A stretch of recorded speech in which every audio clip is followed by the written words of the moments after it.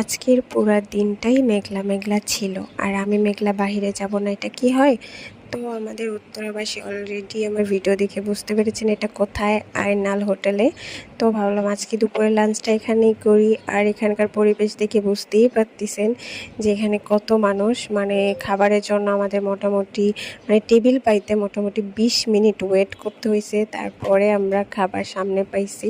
সবাই মোটামুটি মাংসের রিভিউ তো অনেক ভালো দেয়, যে আয়নালের গরুর মাংস অনেক মজা, কিন্তু কেন জানি এখানকার ভর্তা আমার অনেক বেশি ভালো লাগে। আর মাংসের কথা তো বলাই যাবে না, অনেক বেশি টেস্ট। আর আমি এমনিতেই গরুর মাংস খাইতে খুব পছন্দ করি।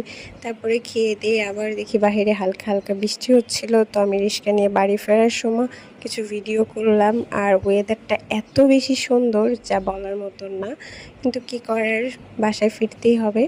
তো মেঘলা মেঘলা আজ